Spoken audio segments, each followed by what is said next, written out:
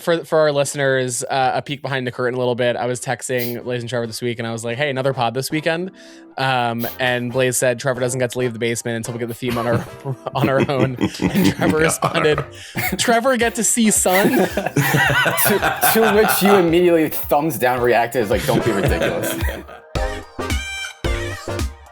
All right, gents. Question number 1: in the chorus of a famous 2002 song, the lead singer lets her audience know she's keeping it real by saying, "Don't be fooled by the rocks that I got. I'm still who."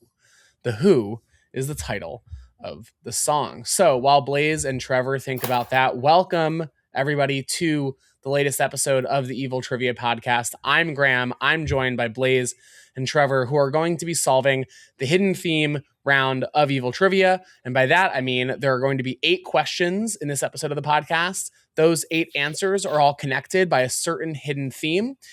It could be something that is just a word within each answer. It often is. And if they can figure out the hidden theme, they can figure out the some of the answers they might not might be on the fence about, or answers that they might be unsure about.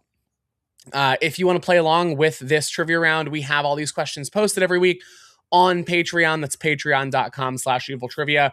Or if you live in New York, you've already played this round because you are a good listener of the podcast and you came out to the bar at St. Timphna's or Radagast Hall on Tuesdays at 7:30. That's it. That's all I'm going to plug for now. There's more stuff to plug later. Blaise, Trevor, how is your Sunday going? Blaise, take it away. I guess Andy Samberg and Chris Parnell described it as a lazy Sunday, and that seems pretty fitting for me. Just been, studying, doing IQ tests to prep for this trivia. I got in the 4th percentile, so top 5, not that bad. And yeah, I'm honestly also just want to say I'm honored to be the first member of the 2-Timers Club. It's an accomplishment Nicely that done. I feel truly flattered and humbled. It's one of those things that, I can't believe this is my life, But anyway, your badge is in the mail. Just wait till you get to the 5-Timers Club, and we're gonna have to do like bring back all the other 5-timers and do a whole special episode. Yeah, somehow weirdly Steve Martin is also part of that club, but yeah. Blaise, on that IQ test, are you sure you weren't in the 4th quartile? Because that's a very different range. That was one of the questions, but they said I could skip that one, so I don't know. My Sunday is going perfectly all right. I'm looking forward to hosting some trivia podcast and then getting ready for the work week. Trevor, your shirt says guess on it. Do you have a guess for question number 1? I absolutely have a guess. I'll show the rest of my shirt. It says "Guess I'll Die." It's a D20 rolling a 1. For those who know, if you know, you know. Yes, it's one of my nerdy shirt collections that I cycle through on this podcast. I do have a pretty good guess about this. I was fully in my adulthood by 2002. I was listening to the radio. I was mortgaging. I probably should have thought this one through a little bit more. I was mortgaging businesses and buildings and wives. Don't be fooled by the rocks that I got. I'm still Jenny from the block. Is my strong consideration for this answer, and I feel supremely confident in that because I might even in my youth have been able to do the dance. Should we go back to Trevor mortgaging women, or should we just slide right past that one? I'm just surprised that he beat us to the punch on an old person joke. I was ready to ask him about. I thought one of these questions was going to be about the Spanish-American War, and I was ready to ask him about the treaty of all the treaty. But yeah, well, it's a little bit annoying because question number 2 also happened while Trevor was alive. Here's question number 2. In 1854, during the Crimean War, the British Army's cavalry undertook a famous military action based on a misunderstood order, leading to the deaths of many in this unit. This story became the subject of a poem by Lord Tennyson titled "The Blank of the Light Brigade." Fill in that blank. I'll read it again. In 1854, during the Crimean War, the British Army's cavalry undertook a famous military action based on a misunderstood order, leading to the deaths of many in this unit. This story became the subject of a poem by Lord Tennyson titled The Blank of the Light Brigade. Fill in the blank.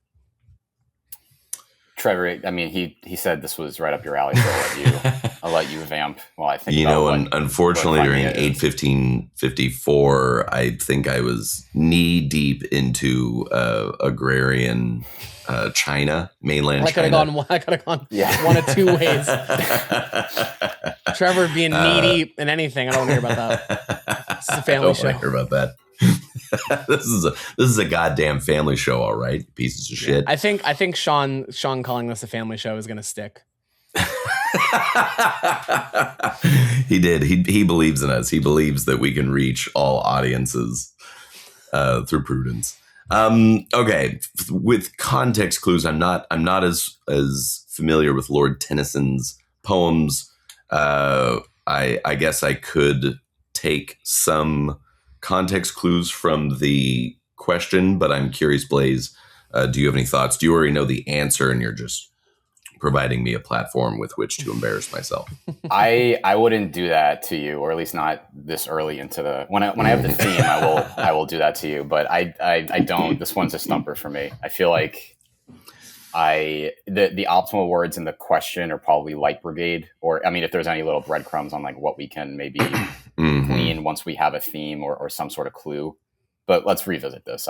This is my thoughts. My initial thoughts would be that if there was going to be a catastrophic move by cavalry, it is likely to be charging, titled "The Blank of the Light Brigade." So it's the charge, the massacre, the death of the Light Brigade, the collapse, something to that effect. They're either charging in and it's a mistake, or they're retreating and it's a mistake. I suspect them charging in is probably leading to more death. The charge of the Light Brigade. Okay, all right, we'll come back to it. We'll come back. Well said. Yeah, we're gonna move on to question number 3. Question number 3. An episode of Mythbusters concluded that the amount of time a piece of food is in contact with bacteria has little to no correlation with how contaminated the food becomes, thus busting what urban legend? I'll read it again. An episode of Mythbusters concluded that the amount of time a piece of food is in contact with bacteria has little to no correlation with how contaminated the food becomes, thus busting what urban legend? And I will also say I'm like massively simplifying the conclusion from the episode, but I'm not going to write an entire paragraph treatise on this, but people might be listening and be like, that's not really what they did, but we're going to say that's what they did for now. Perfect. So Trevor, let me know if you have a more concrete answer, but I feel like Graham is talking here about the 5-second rule, whereas if you drop your food on the ground, you have 5 seconds to pick it up while it's still good. Otherwise you have to throw it out. So I don't know if there's another like more general term than 5-second rule, but that's, I think, the topic that he's asking about here. No, I would agree with that. It was either the 5-second rule one or the other more horrifying episode, which was the one where they studied bacteria on public restroom, like toilet seats. And they determined that actually the first nearest toilet to the door is by far the most disgusting. And that in fact you should be moving to the last one. People have to get into that one with a bit of more urgency. With the most urgency. Yeah, you don't get to pick and choose when there's a bathroom emergency. They also did one on the dirtiest part of an airplane. I think it was Mythbusters on a dirtiest part of an airplane. Like, swab and then petri dish. Do you guys have a guess of what the dirtiest part of an airplane is? I always found this fascinating.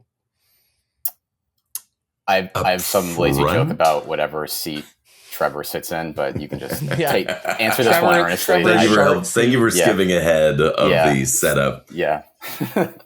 No, which seat? Answer the question, Trevor. No, it's not I don't a know seat. which It's seat. what part of the aircraft. And I'll also probably say that like this is not including like the ground where like people are walking. Sure. So what thing that you touch maybe is a better descriptor is the dirtiest part of an airplane.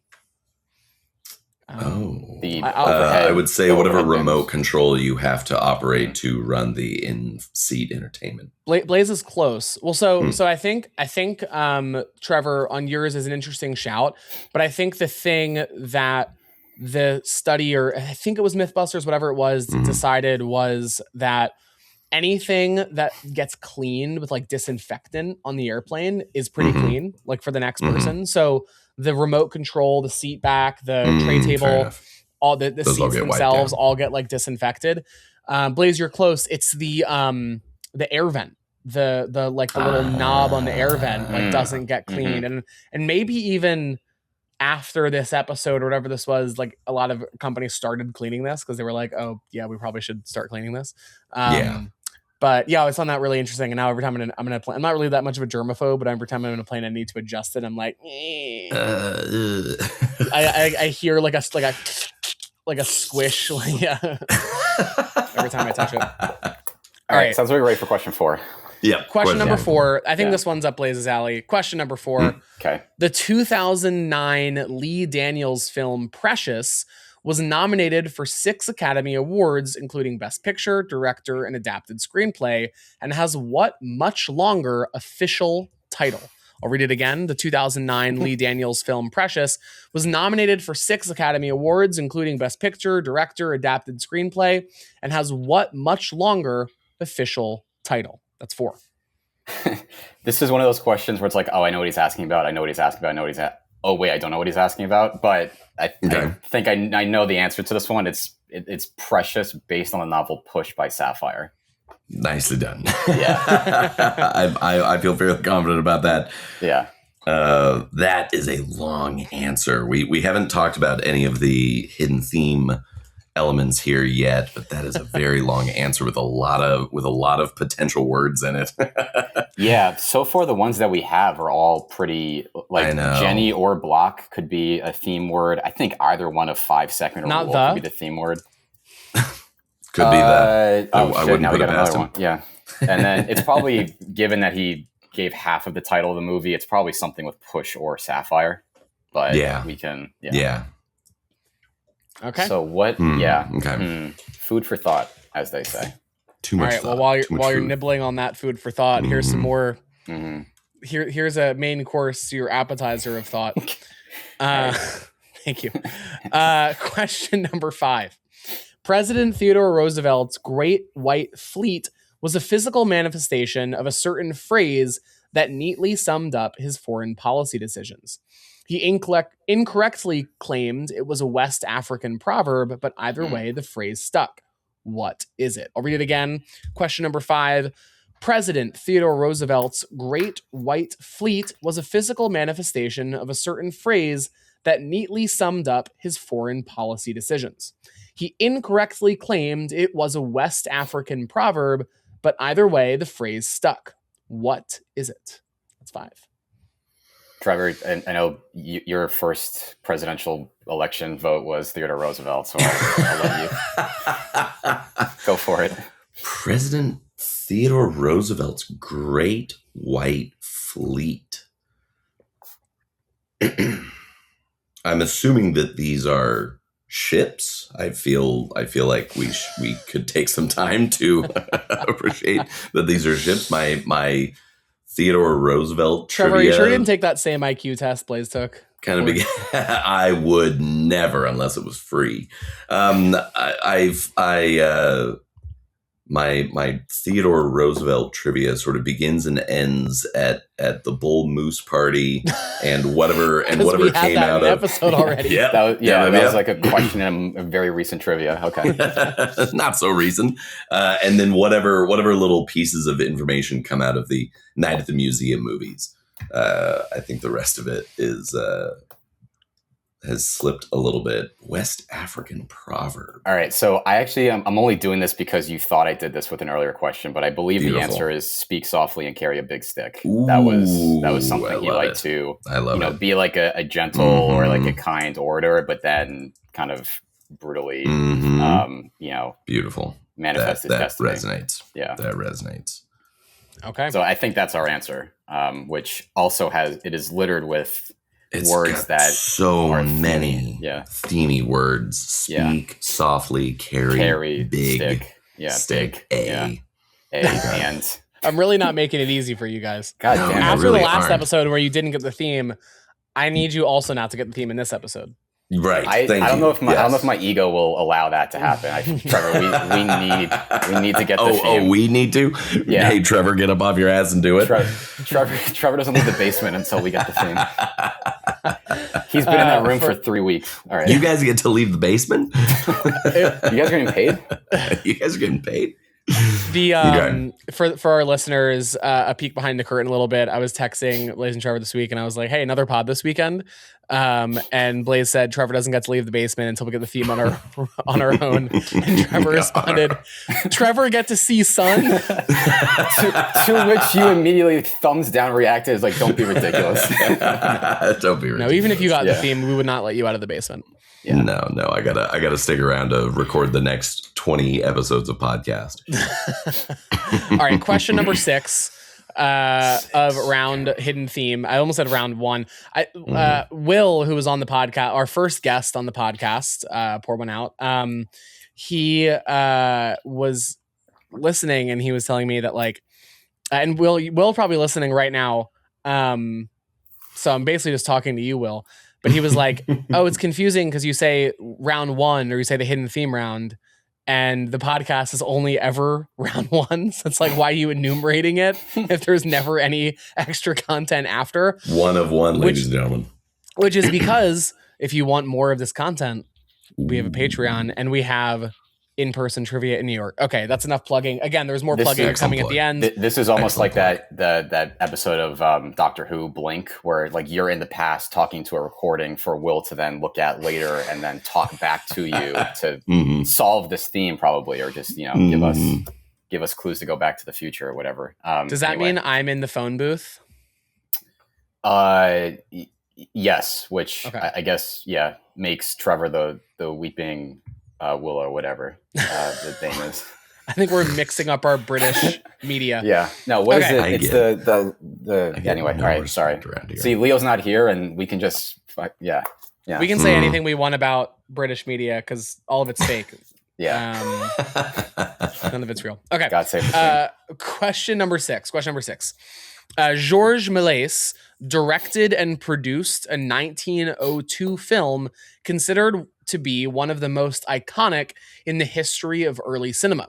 A science fiction adventure film where the heavenly body closest to Earth gets a spaceship right in its anthropomorphic eye. What is the name of that film? Tough one here for number 6. I'll read it again. Georges Méliès directed and produced a 1902 film considered to be one of the most iconic in the history of early cinema. A science fiction adventure film where the heavenly body closest to Earth gets a spaceship right in its anthropomorphic eye. What is the name of the film? So the two standouts for me, I want to say that like the easy softball, because I can picture the poster both because of its fame and also because of an earlier round of trivia within the last few years, which is leading me to believe that the softball answer of like Man on the Moon is almost too obvious, and it's something more elaborate like The Journey to the Moon or my travels to the moon. Do you have thoughts on this, Blaise, that contradict either of those two statements? I candidly wasn't listening because I think I got the theme, Trevor. So all right. Put brakes on the question for a second. What do you got? I mean, we have the drum sound thing, but I wish I had like a full like air horn, soundboard. Or Trevor could just do it. Blaise, what do you think the theme is? I think the theme is basketball terms, Trevor, because we have Jenny from the block. We have 5-second rule is actually just a rule in basketball where you can't stand in the paint or else it's a turnover. I believe push is a basketball term. We have charging for the light brigade. Could that could be the charging is a foul in basketball. Yep. And then carry is a basketball term. It's when you kind of put your hands under the ball when you dribble, which you're not allowed to do. Okay. So I think so. Now, and then push. Do we think push is a? Yeah, it was Precious, based on the novel Push by Sapphire. Did you mention push as a foul in basketball? That could be the. I mean, that's the. Traveling to the moon. Yeah. Now it's time for you to read the next question. It's about a 1902 film about a man about. Here, I'll read the question one more time for Blaise and for our listeners who figured out the theme at the same time as him, or thinks he figured out the theme. Yeah, I should always caveat with that. 6, Georges Méliès would fit the theme anyway. Georges Méliès directed and produced the 1902 film, considered to be one of the most iconic in the history of early cinema. A science fiction adventure film where the heavenly body closest to Earth gets a spaceship right in its anthropomorphic eye. What is the name of the film? That is 6. So I was saying over the top of you musing to yourself that I want to say that Man on the Moon is too. It's like the too intuitive and also very incorrect answer. And I think it's something like Traveling to the Moon or My Travels to the Moon. I don't know that I'd have the ability to narrow it down from there. But when combined with your very strong guess at the hidden theme, I do think Travel or Traveling has us on the right track. It is probably something travel to the moon. I think you correctly identified that moon is the heavenly body, or whatever. Can you picture that poster or the shot from that film with the rocket going into its eye? I cannot. No. Okay. Well, yeah. I can. We'll move on to think 7. Of the. Yeah. Okay. Move on to 7, and then we'll come back. Number 7. What specific card game variation involves 2 whole cards, HOLE, not WHOLE, as well as 5 community cards that are revealed in an order? 3 first, then 1, then 1 more. 7 again. What specific card game variation involves 2 whole cards, as well as 5 community cards revealed in an order? 3 first, then 1, then 1 more. That's 7. So I believe Blaise, I think you've earned this. Yeah. Yeah, I believe this is poker, but the specific variation of it is Texas Hold'em, which, as Graham described, you have your 2 cards that you are your own, but then you're otherwise playing off of a community board. The first 3 cards are the flop, then the turn, then the river. So I believe I'm fairly certain hold is a basketball term, but we are now getting into for sure. Yeah. Okay. We played a lot of poker at my bachelor party, listening to The Gambler by Kenny Rogers on repeat for 3.5 hours. I blocked that out of my memory. How did you guys end up doing it in that? Did you guys make it to the final table in the poker tournament? I did not, because I was at Bryce's table, and Bryce at a certain point was like down to his last few chips, and he just kept all-inning. He was just doubling up. Didn't Negreanu do that without like looking at his cards for an entire game or something? Like one on every hand? At a certain point, if you are such a short stack, you can only just like look at a card like, oh, it's an ace. All right, I'm just all in. Like at a certain point, you have to. The odds suggest that any good card is enough for you to get it in good to warrant getting back in. Graham, I'm surprised you don't remember, because I was not at the final table. I was doing commentating for the. My god! It was because I was only looking at Dylan's cards, and I was trying not to like blow his cover when he like flopped a straight. Dylan ended up winning the tournament, but Dylan ended up winning. Yeah. Hey Dylan, if you're listening, I hate you. Okay, you guys think you have an answer for 7. Let's do 8, and let's see if you guys can get some of the ones you think you might be on the fence about. Number 8, what monthly magazine, originally focused on photography abroad, now just focuses on vacation generally and has a plus sign in its name?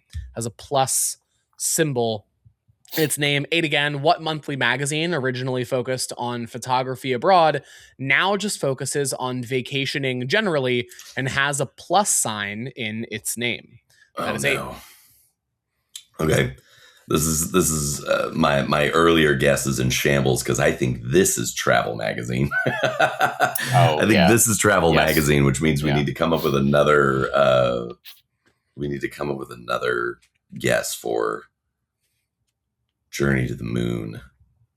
Let's do a little recap of the rounds for the listeners. Number 1 was about that song, 2002 song. Your guess is Jenny from the Block. Number 2 was about that British cavalry military action Lord Tennyson poem titled "The Blank of the Light Brigade." I think our answer is Charge there. You guys had the Charge. You guys had Charge. Number 3 was that Mythbusters episode. You guys wrote down the 5-second rule. Number 4 was that 2009 Lee Daniels film, the full title. You have Precious, based on the novel Push by Sapphire. Number 5 was that phrase made famous by Theodore Roosevelt in relation to his Great White Fleet. And you have Speak Softly but Carry a Big Stick. Number 6 is that Georges Méliès, and I'm sorry for my French listeners if I'm not pronouncing that correctly, but your guess is a little bit on the rocks right now. You have something traveling to the moon, travel to the moon. I don't think you have anything more confident than that. Number 7 was that card game variation. You have Texas Hold'em. And number 8, that monthly magazine. I heard Travel Magazine as a guess. So yeah, it's travel and something. I'm not gonna. We could like word associate, but I'm not gonna be useful in this one. Help me, Blaise, with basketball fouls, common basketball fouls. We've got Sportscraft. I know. Yes, I'd like while Blaise is thinking about that, I'd like to correct the record because the episode following our episode with Sean, Graham made an erroneous claim that I did say sports ball once in that episode, and you've said it in other episodes. Through it. Oh, I've said it in other episodes now, ladies and gentlemen. Get in the comments. He is moving the goal basket. I'm surprised you know what I'm starting to know what a goalpost is. Yeah. Yeah. You've also just said it now. It's like, like PG-13 ratings. You can only say fuck once. Like you can't say it again without us. Hey, this is a family show. Yeah. This is a family show. Sorry. Yeah. Cut that out. All right. So basket craft. Oh, it's travel and leisure. That's nice. Travel and leisure is what I would say for the other one. I don't think leisure is a foul in basketball. Okay, so we don't have anything like hacking. The operative word. We don't have anything like hacking. Hacking is a basketball term. It specifically applies to like intentionally fouling people. Okay. I would say, but that's definitely a basketball term. Other ones that we haven't used, obviously, shot or like some sort of like 3 or anything like that. My impression is that everything has been a foul or a kind of infraction. Do you not feel that way? Holding, traveling. Oh, that's a good point. A block is charge, block 5 seconds. Those are all infractions. Okay. Yeah. Just to narrow it down. Yeah. Is there what's the term for not shooting in time for blowing the shot clock? That's just called the shot clock violation. Yeah. Or like a 24-second foul or a 24-second. You have 24 seconds on a shot clock, but okay, but it doesn't have a specific term. There's also the 8-second rule, which is when you have to bring the ball up from when you inbounds it. If the other team scores a bucket, you have 8 seconds to bring the ball beyond half court. Okay. So maybe the number 8, but I don't know if we would do 5-second and 8-second in the same trivia. Especially when 5-second rule fits so well there. What is the question you're trying to hone in on here? What we're trying to hone in on is we don't have, I think. Yeah. Right. What is a term that we can swap into some film about the moon, some film about traveling to the moon? It's a science fiction film, adventure film. Man, but do they go to the moon? I don't know my early George Méliès. I do say in the question, the heavenly body closest to Earth gets a spaceship, right? Gets a spaceship. Okay, so they do end up there. I can picture the spaceship lodged in his eye. Is there a man violation? Could we get away with man on? there's like a kicking, like you can't kick the ball if it's like loose, you can't kick it. I'm gonna need a guess. I'm gonna need an answer. Yeah. I don't think it's the Man on the Moon. I think that's the closest thing we have to a title. I think. By the way, I think Trevor. I think Trevor did say the right answer at some point. Fewer. What are other words for journey or like travel? Then maybe that's it. Journey to the Moon. Yeah, My Journey to the Moon, or My Journey. It's an adventure film where he goes all over the place, though. My Journey is the journey of My Journey to the Moon. Presumably Journey would be better, but is Journey a foul line in? No, but you know what it could be? It could be trip. It could be a trip. Oh, tripping. You can't stick your leg out. Yeah. Fantastic. Ooh, I like that. So is it I like that. My Trip to the Moon, or a trip to the moon. Okay. Yeah. All right. I feel good. Let's lock it in. We're gonna lock in your answers. Yeah, final answer. Yeah. Jenny from the Block, Charge, 5-second Rule, Precious based on the novel Pushed by Sapphire, Speak Softly and Carry a Big Stick, A Trip to the Moon, Texas Hold'em, Travel and Leisure, and your hidden theme guess is basketball fouls.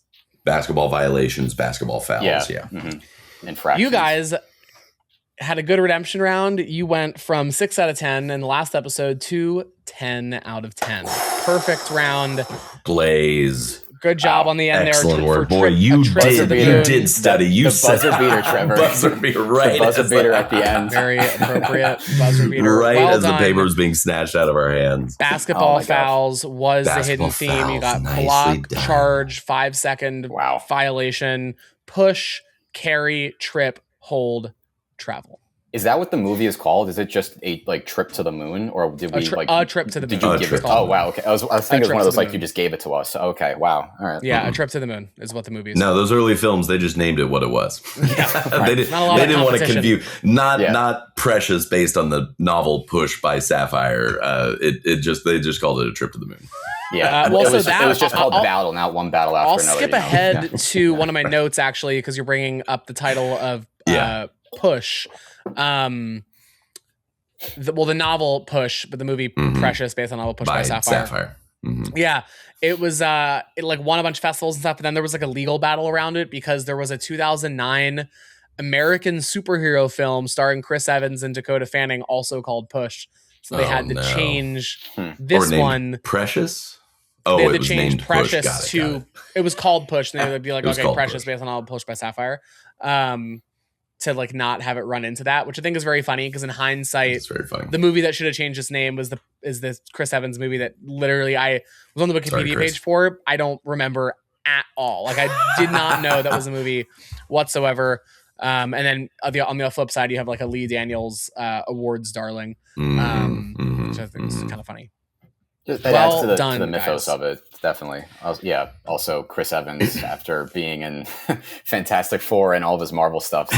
Let's do one more. Yeah, okay. Let's sneak one more in there. Yeah, the dude loves the superhero movies. I mean, hey, he does. Nothing wrong with that. Keep cashing them checks. Yeah, that's right. As long as the check is cash. I had an unused question.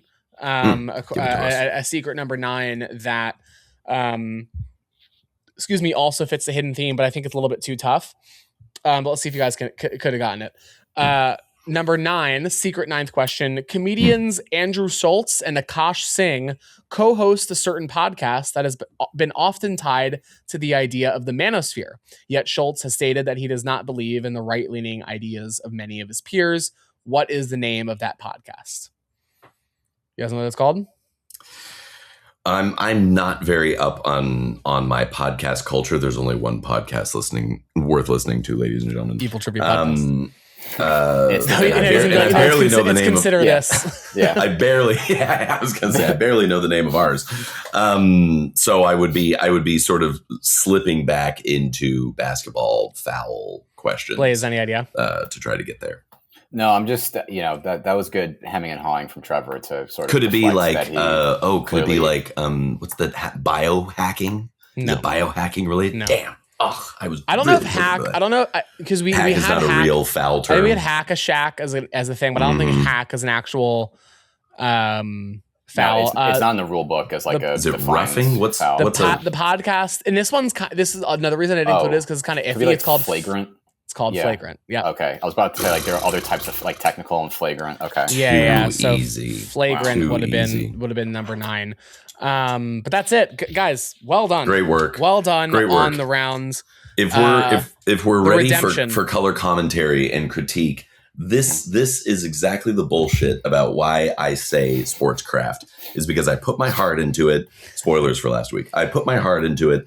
I tell myself, you know what, Trevor, you can get the sports hidden themes. I push for a sports hidden theme. It's not that. And then I go, Trevor, you can't just look for sports hidden themes in everyone. And I don't catch it the exact next one. Oh, so yeah, because last week you thought there is sports related. There is prejudice in this. There is an organized movement, ladies and gentlemen. I am being held back. I get no respect. If anything, you led us down the wrong path, and that really screwed us when it came to identifying. Because you're like, oh yeah, dragon. There's a team that has to be dragon, right? Don't qualify it now with correct fact. I'm just saying. Okay, you actually sensationally. There's a pattern here. When Trevor thinks it's a sports theme, it's not. Graham's quickly rewriting, looking. Oh shit! What else could this be? I can't let it be a sports theme that Trevor guesses on the fly. I definitely do. I definitely do. Even though I am the one who got the theme, I was helpful that you steered us back on the right ship of fouls, because I was gonna search for any sort of basketball term. Yeah. Well, I said at the top of the episode there's gonna be stuff to plug. And so I want to switch gears for a second because we announced Blaise, get your prop ready. I think we announced it 2 episodes ago by the time this one comes out, but I finally have the full prop here. We have the Evil Trivia Book of Puzzles here. I guess mine's mirrored right now. Blaise's is correctly. Blaise is not. No, we can read yours correctly. It's only mirrored for you. Oh, mine's maybe just mirrored on Riverside. But anyway, these are puzzles that have appeared in, and Trevor has the D&D handbook. Puzzles that have appeared in Evil Trivia. So if you haven't been to Evil Trivia before, on the back of round 1, we always have a puzzle at the top. It's like my special little place to do something that's like not really trivia related, but still super fun for me. I've collected over 100 of my favorites over the years, and then some that haven't been in trivia before. And so what I thought it could be fun for the next few episodes is if we gave a little sampling and had you guys try to solve some of the puzzles from the book. I won't do anything too complicated. Thank you. Blaise, no looking at the back of the book because the solutions are in the back of the book. Yeah, no, I was just this is a great airport read, but I have not really dove into it yet. But anyway, cool. Yeah, cool. It's available in paperback. I have to say that. Yeah, for the publisher. At an Amazon retailer near you. Yeah, wherever. It's funny. I had I just posted a reel where at the end I'm like, get this wherever you buy books, and then I had to quickly be like, actually no, it's just on Amazon. I don't know why I said that. It's literally only available on Amazon. It's the only place you can buy it. Some unknowing listener goes to Strand, like, hi, I would like Evil Trivia puzzles, please. Yeah. What the fuck is that? Okay, so puzzle number 5 is a fun one that has a pretty neat solution. I will read it and I'll show you the image. But puzzle number 5 is called Tables in the Bar. Part of running a successful trivia night is figuring out how to maximize the number of tables that can fit in a cramped bar. In one particular bar with a checkerboard floor of 8 squares by 8 squares, we notice that each table covers exactly 2 adjacent squares. So it's a rectangle that can cover 2 squares. Mm-hmm. If we're only maximizing for tables, meaning we could just fit as many tables in the bar as possible, we can easily place 32 tables in the bar because the table covers up 2 squares and there's 64 squares total. And we're not going to put them on diagonals or no overlaps. Right. But the bar is renovating, as the bars often do, or renovating or de-renovating or whatever. And we're now unable to place a table on squares on 2 opposite corners. Okay. So we're now unable to place the 2 opposite corners in the bar are now unable to have a table placed on them. So 2 fewer squares. Can we put 31 tables in the bar now? Can we use the same tables? There's 2 fewer squares, so 62 squares total. Can we place 31 tables in the bar? Is it possible to fit them on the remaining squares? If yes, explain the correct strategy, how you would do it. If not, prove why it's impossible. And I'll show you the bunch of original images in the puzzle book. So it kind of looks like this. You have two adjacent squares taken out and a table that can cover up exactly two squares.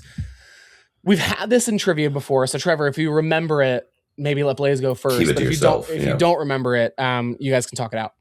So sorry, a table in this diagram is a 2x1 like rectangle, and Correct. so that fits. Okay, fits exactly on two adjacent squares. Okay, and so you're saying 64 divided by 2 is 32, so that's the number of tables. Okay. Yeah, so if you had all 64 squares available, you could place 32 tables in the bar. It's pretty simple to see how you do that, 2x1s across the whole thing. But if you got rid of two opposite corners, could you place 31 tables? Now, obviously you won't be able to place 32 because there's two fewer squares, but could you think of a strategy to place 31 tables? So I guess we're really concerned with the outer frame of the bar, because the inner circle I'm sure you can orient the tables so that you have the 6x6 covered. So you have 18 tables right there. But okay, so if you have 7 and then 6 down and then 7 and 6 up, because the tables are not you can't place them diagonal, and you can't have them overlapping on multiple squares. Every table has to be on two adjacent squares. Okay. That shows the benefit of being able to do these in the bar, because you have a piece of paper that you can sketch it out in your mind. Yeah, without any audio or anything, I probably just look crazy with all my hands moving and trying to beautiful mind it out. But. I won't make you guys do all of this, do the whole thing live. I'll give you. I would take a guess. I would take. I would take a guess. Blaise, do you want to lead out? I'll take the opposite guess, because I guess you could make an argument in either direction. I think the answer is going to be no, because even if you are efficient with working around the first X in the top corner, I think you're going to end up in a spot where you only have one open spot or two open spots that are diagonal, and you can't. I want to say you can't fit that 31st table. You can only fit 30. But I would need more paper proofing it out to be more. It's robust. It's a little like a sliding block puzzle, where you end up with two blank spaces on opposite sides of the puzzle, and you're sliding the tables, if you will, to fill those spots and then moving it. But you need to be able to slide them in both directions. I am going to say,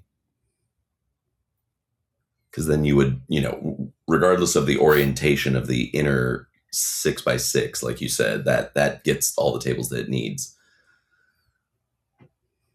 Since you've said no, I will say yes, and my justification for it will be that you should be able to change the orientation from vertical by vertical to horizontal, which you wouldn't otherwise do if you had a 32 by 32 or an 8 by 8 space. But I think that by turning the orientation of some of the columns and rows from horizontal to vertical, I think you can fit it. If I had time to draw a picture, I would try. I guess, because you have 12 on the outer side on each. Right. Yeah. Okay. Anyway, Graham, go ahead. I'm going to give you guys a solution. Yeah. Yes, give it to us. I think if I could sort of explain one of the things that, one of the ethos of the book is, these have all been vetted through trivia and stuff, and vetted through a bunch of puzzle books. And one of the things I look for is really elegant, fun, interesting solutions. And solutions that make just immediate sense. And one of the reasons I love this puzzle is because if we look at the diagram again, any two opposite corners on a chessboard, which is essentially what this is, are the same color. So you have white and white, and you have black and black. Any single table that goes in the bar, no matter how you put it down, has to go on a black and a white square. No matter how it's arranged, it has to go on a black and a white square. So if you take away two squares of the same color, you are going to be left with not an equal number of black and white squares, and therefore 31 tables will never fit based on any iteration you put them in, because the table has to go on a black and white square. For more puzzles like that one with more fun solutions, check out the Evil Trivia Book of Puzzles wherever you get your books, so long as it's Amazon.com. Really requires wherever you get your Amazon self-published books. I have a few notes for the pod before we wrap up. Yeah. Mm-hmm.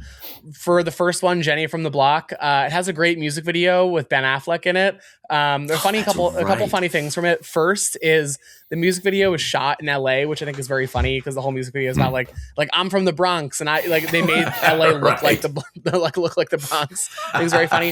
Ben Affleck is in the music video, and he says it almost ruined his career. Years later, he's like, "This almost ruined my career." And then a magazine wrote back at him and was like, "No, your career almost ruined your career. You picked really bad movies." Jenny didn't pick him starring in Geekly or whatever that movie was called. That's on him. Yeah, exactly. Okay. The next one was I want to talk about is the Charge of the Light Brigade. Have you guys heard of this before? Charge of the Light Brigade. Does it ring any bells? No, probably, but not 10 years in your history class. Yeah, exactly. So Crimean War, it was based off of, I mentioned in the question, a miscommunication. There was a very poorly written, direct order that was given to somebody, and they probably then gave it to the wrong person. So two sort of missteps at the same time. And it's sort of used as an example of bravery, but also the incompetence of the generals in this war.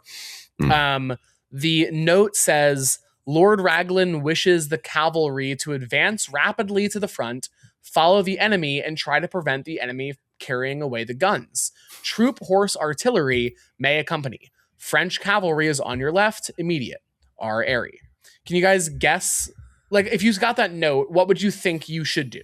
Just very, very, very broadly speaking, what would you say is the right thing to do?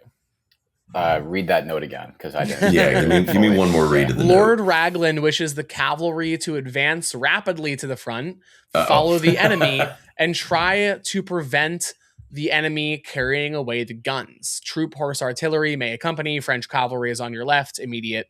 R. Airy. R. Airy is just the sign off from the general.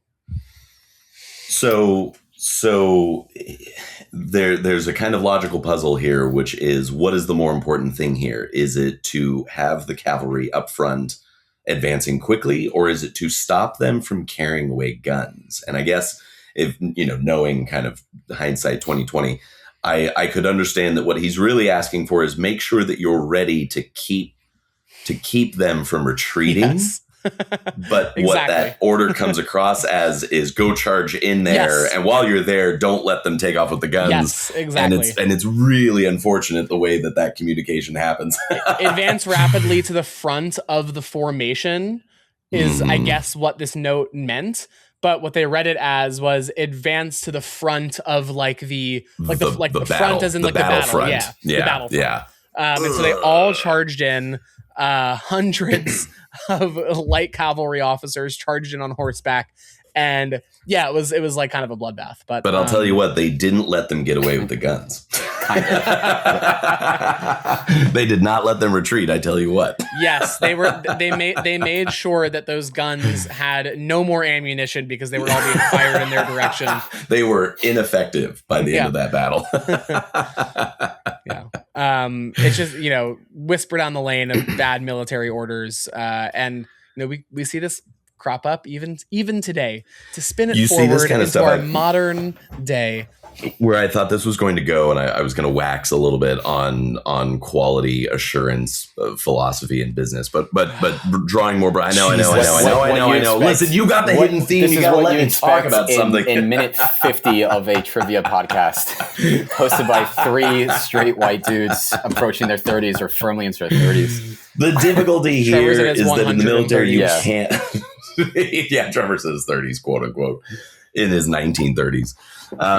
You can't run these orders by a bunch of people. You can't get a bunch of sign off from people like, does this make sense? Because you got to get these orders out quickly, and then once they're there, you got to be able to digest them and make a move on it. But it is unfortunate that someone didn't proofread that and read it out loud and go, are we sure that this is communicating to them what we want it to?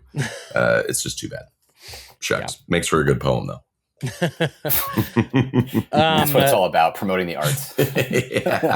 Moving right along here to my last few notes. Travel and Leisure magazine, I referenced its original name in case anyone's listening. I was like, what is the original name? It was originally called US Camera and Travel.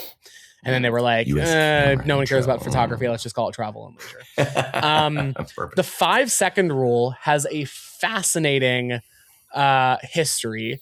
There were two food scientists, I guess one food scientist and one microbiologist, Paul Dawson and Brian Sheldon, and they traced its origins to legends surrounding Genghis Khan in the 15th century, who was rumored to have implemented a Khan rule at his banquets. If food fell on the floor, it could stay there for as long as the Khan allowed.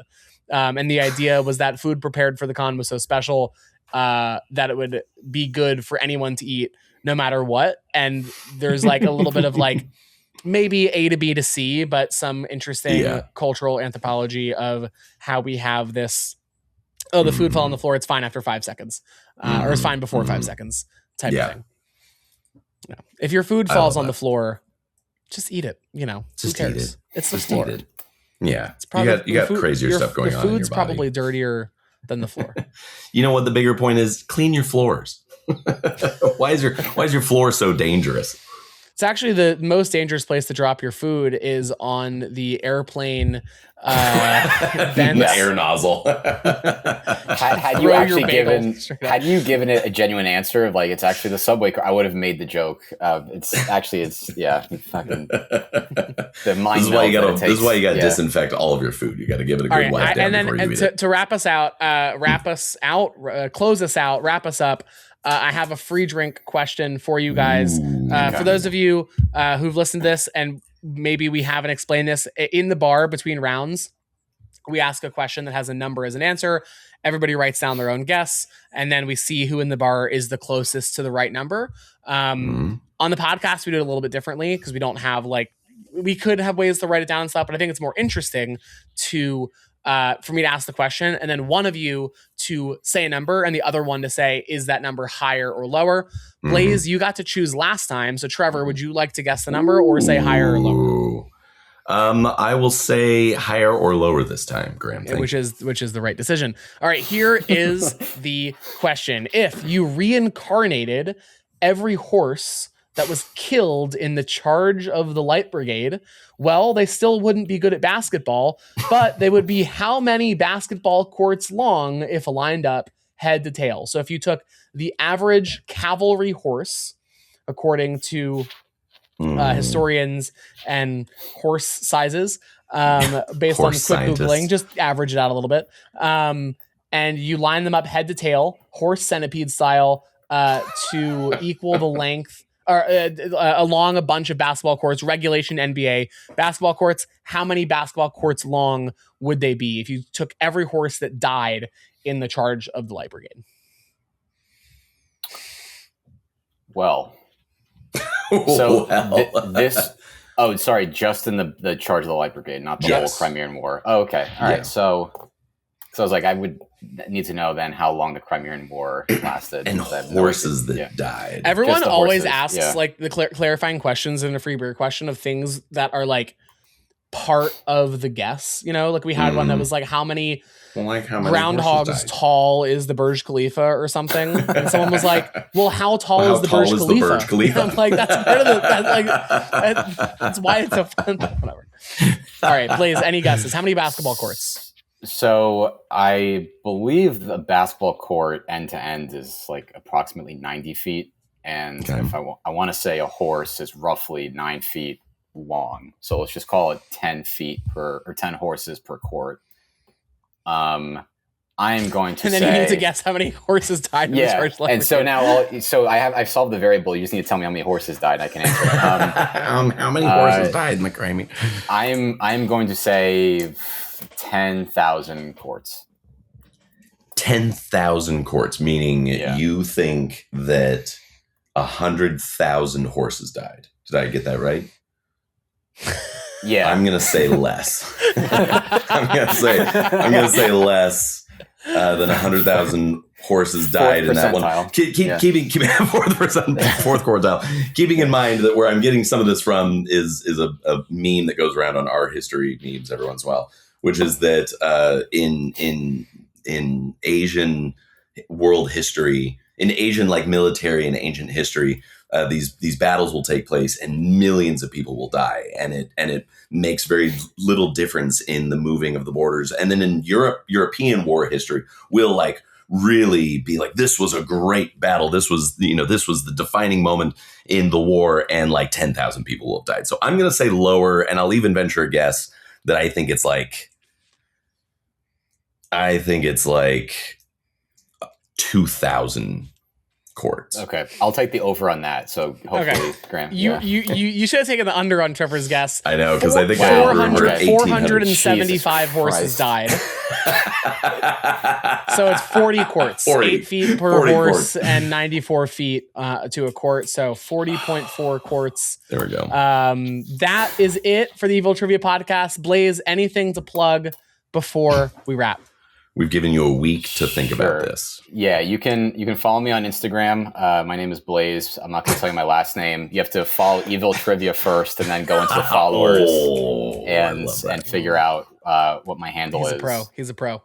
So follow Evil Trivia, then follow. You got to figure out how to spell Blaise if we haven't already given that to you, and then that's also it's in text on the screen. It's in text. All right. Fine. Yes. You got to learn how to read. Yeah, it's also in the show description. I'm sure Graham probably knows how to spell my name, but all right. Well, congratulations, Blaise, Trevor, whatever. Good to see you as always. Thank you for listening. Thank you for tuning in. Please follow us on Instagram at Evil Trivia, at Patreon at Evil Trivia, and if you're not already following us on YouTube, subscribe to the channel. Throw us a like. Give us a comment, give us all that engagement stuff. If you're still listening, you're like in like you're one of 4% of people who are still listening to the podcast statistically. You're one of 4 people. Yeah, you're one of 4 people who's listening to minute 57. Top quartile. Yeah. You were on the Mount Rushmore of Evil Trivia listeners, which features Teddy Roosevelt. There we go. That is the 4th percentile. There you are. Bow on this. All right, guys. Thanks for joining, and thank you for listening. And we'll see you next time on the Evil Trivia Podcast. Thanks, everybody.